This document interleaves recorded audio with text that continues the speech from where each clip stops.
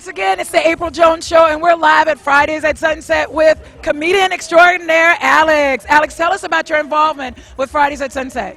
I'm actually the new host for the 2009 season. Congratulations. It's a blessing, you know, and it seemed like it came out of nowhere, but I mean, I've been on BET 5 times. I was on Coming to the Stage with Little JJ. I've done Comic View 3 times. I did the past season of One Mic Stand with Kevin Hart, and I did HBO's Def Comedy Jam with DL Hughley last year. So, you know, I worked hard for this. Alex, tell us what you got coming up. Actually, I'm in North Carolina tomorrow night. I'm going to be. I just got called to do some stuff with Paul Mooney coming up in New Jersey. Like I said, I got a great lineup here. Thank you so much for being on the April Jones Show. And you are a terrific host. If you didn't catch the show, come out next Friday, early enough to catch this guy. He is hilarious. He had my stomach hurting. God bless you, and stay beautiful. Her brother Paul, man, that's my man. I wouldn't even had this TV interview if it wasn't for my man, so I love him too, man. Little brother in the house. Yeah. Thank you so much, Alex. Appreciate it. All right.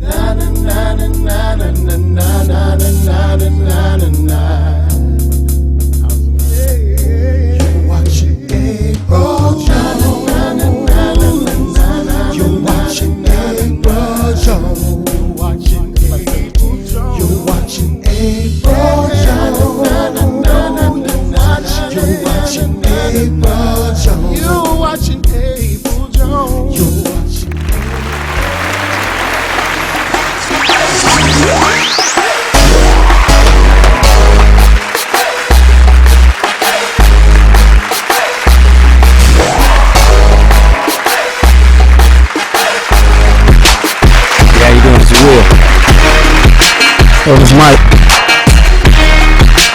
What's up, y'all? This Q. What's good, y'all? It's your boy Brian. What's good? It's your boy Rod.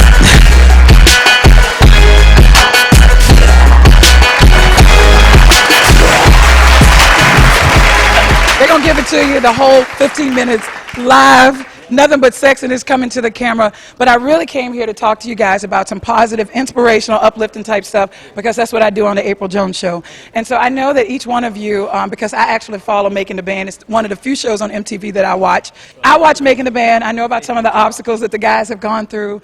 I want to talk about that and how you overcame them, because I want to inspire my audience to pursue their dreams and to not let any obstacles get in their way. I'm going to pass it with you first, Will. Is that okay? All right. Will is clearly the leader of Day 26. I find that he's the most mature, not because of his articulation, but he seems to just be the father of the group, or the big brother, or the oldest uncle who kind of keeps the rest of the guys in line. Not that they need to be kept in line, but he was the one that during the interview, he would say to the guys, hey, stick to the question, stick to the point, what do we have to do? Like, he's very business focused. And so I felt like Will was, without question, the big brother and the natural leader of the group. But I also noticed that all of these guys have very strong personalities and very strong and individualized goals. Even though they come together as a team to make this beautiful music, they definitely are individuals, and they have their own personalities and their own goals and objectives, and as you'll find out in the interview, their own obstacles. Well, I guess, you know, being that I was from a group before, and I was signed to Universal before with another group, and I was dropped before and went back home to, you know, working 9 to 5, and, you know what I'm saying, just always having that dream and that drive to become a star, you know what I'm saying. I guess it got really hard, you know what I'm saying, frustrating, you know what I'm saying, dealing with so many obstacles and bad promises and broken promises and things like that. So when I got into this situation, you know what I'm saying, and, you know, God is good because he allowed us to all meet each other. And like a lot of people always say that, you know what I'm saying, they don't believe in reality show groups, but we're not a reality show group. We're a group that just happened to meet on television and the world was able to watch, because I feel like I think this is all destiny. This was supposed to happen, you know what I'm saying? So that's why we're sticking around as long as we're sticking around. That's why we got the bond that we have. We all brothers, you know what I'm saying? So it's like, you know, I don't want to take up too much of the time, but I just want everybody to know that, you know what I'm saying, follow your dream and understand that, you know what I'm saying, whatever God has for you is for you. Just go out there and get it, you know what I'm saying, just like I did, just like these brothers did, just like you're doing, you know what I'm saying? Just, you know, stay positive and, you know, keep the hate to a minimum. Out of all the guys, Big Mike was the one that I was most looking forward to meeting, because during the making the band, I followed the guys from the very beginning.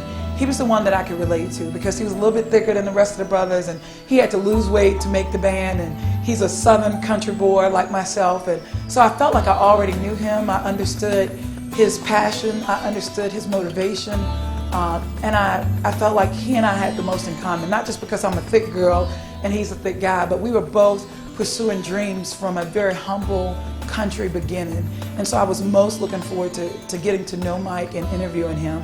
And I would not have been disappointed if he and I had ended up on the set just talking and doing an interview for an hour, because I knew his southern roots and my southern roots would give us a lot to talk about. So, not to mention he had really pretty green eyes, and I come from a long line of green-eyed men.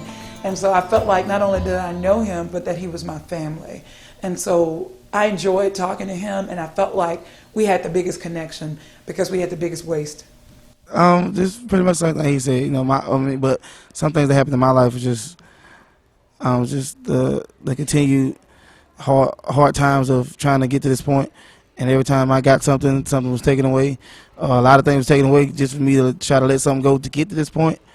I mean, it's a lot of sacrifice, a lot of hard work, a lot of pain, a lot of things that I don't know if I would do again just to get back. It crosses my mind, you know, if I had to do it again, would I do it again? I just don't even know, because it really did hurt. I have to admit, Rob was the one that most surprised me, because after watching Making the Band for so many seasons, I didn't think I was going to like Rob. He seemed to be a soloist forced to be into this group, but he was very gentle and calming and sophisticated. No, really, I found that when you put so many stipulations on what you're looking for and everything, like you might find that you get it, but it don't really last that long, you know what I'm saying? So I'm looking for something to come to me, something new, you know what I'm saying? I don't really know what I'm looking for right now. All right, that's all good. Out of all the brothers in Day 26, Brian stroked my ego the most. He made an old married lady feel like a hot young chick because he let me know that he thought I was attractive, and he even offered to be boyfriend number 2. And I was not listening to his proposal until he started singing boyfriend number 2. And that brother can sing. Me, you know what I'm saying? Like, I like a confident woman, you know what I'm saying? You can be tall, short, round, thin, whatever, you know what I'm saying? But I mean, if you're confident and you know yourself and you love yourself, you know, to me, you know, that's most important. I feel the most compassion for Q because as I watched the show, he was the one who represented, I think, how we all feel, or how some of us feel in the economy today. We feel this stress and natural pressure about where our next meal is going to come from. And so I felt the most humanity in Q, that he had a family to feed, a mother that he had to take care of, and brothers and sisters that he was responsible for, and he was upset and stressed out that he didn't have the funds that he needed to take care of his family. Something positive I learned this season of Making the Band. You got to learn how to control your emotions, because like your emotions will leave you broke. So in this music industry, you got to be strong-minded and strong, and don't let all the negativity and all the bull get to you, and you'll make it. Oh, yeah.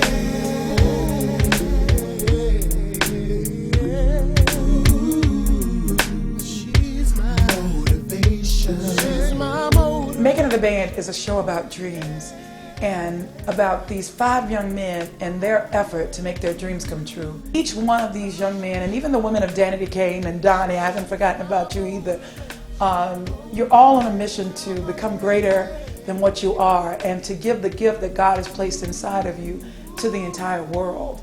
And so the show itself is saying you can do it, and it made me want to cheer for these young people because I believe that they can do it, and I'm bought into their plight, their destiny, and I'm cheering for them every step of the way.